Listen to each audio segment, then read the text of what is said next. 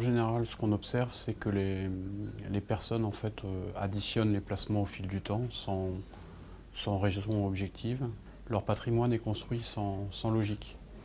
Après, il y a souvent une confusion entre le civil et le fiscal, la notion d'appartenance des biens. Ils ont du mal à faire le distinguo. Et le point plus important, c'est la difficulté à se projeter dans le temps.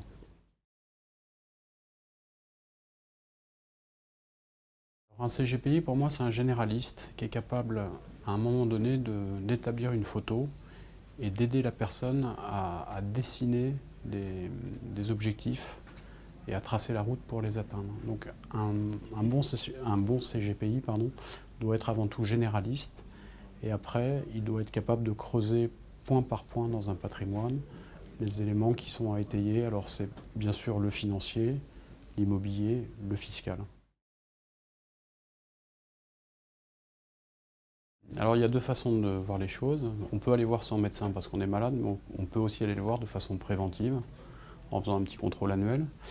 Comment on devient client d'un CGPI? Souvent, c'est le fruit d'une déception, d'une action d'un des acteurs traditionnels, son banquier, son assureur, qui n'a pas répondu à un besoin.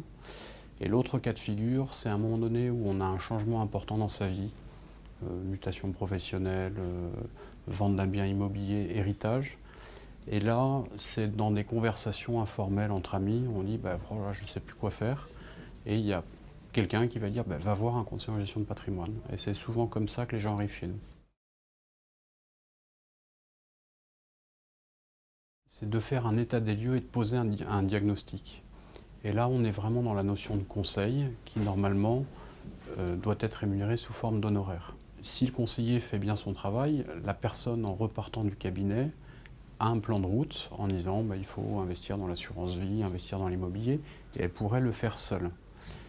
On passe dans le volet préconisation quand la personne veut être accompagnée dans la mise en place des préconisations qu'on a faites.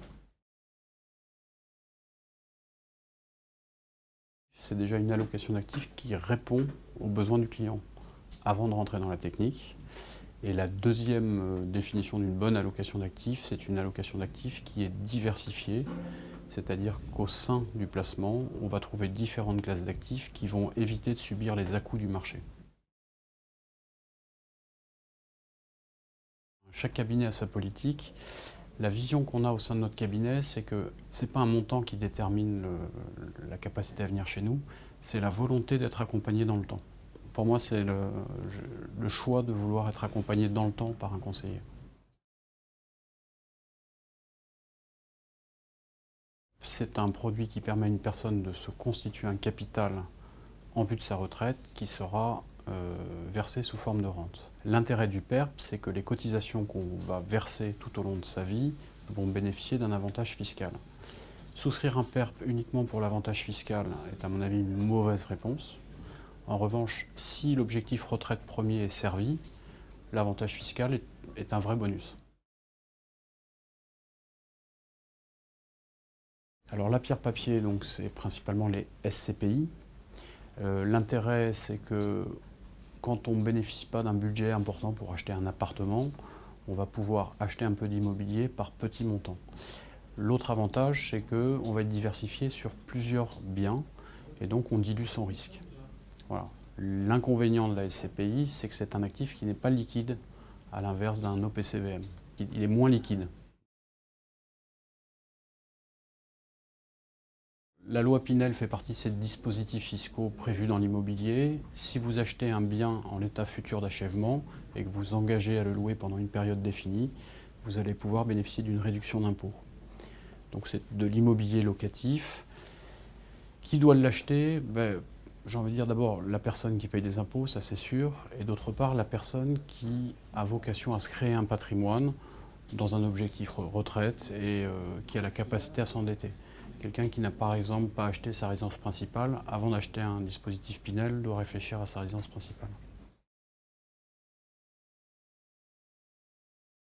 Alors, le contrat de capitalisation, il est finalement assez peu connu. Il fonctionne dans la partie épargne comme un contrat d'assurance vie, par rapport aux dates d'ouverture, à la fiscalité en cas de sortie. En revanche, à l'inverse de l'assurance vie, c'est un actif qui n'est pas transmissible hors droit de succession, il rentre dans l'actif successoral.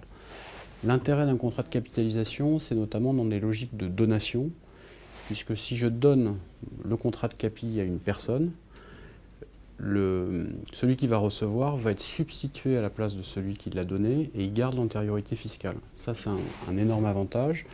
Et aujourd'hui, moi j'ai envie de dire à une personne, aux épargnants, c'est idiot de garder des comptes titres, parce qu'un compte titre, maintenant avec la fiscalité, les plus-values, elles sont taxées au taux marginal d'imposition. Les mêmes valeurs placées dans un contrat de capitalisation bénéficieraient d'une fiscalité plus avantageuse avec l'option prélèvement libératoire ou impôt sur le revenu. Donc c'est un bon moyen de gérer des actifs avec une fiscalité préférentielle.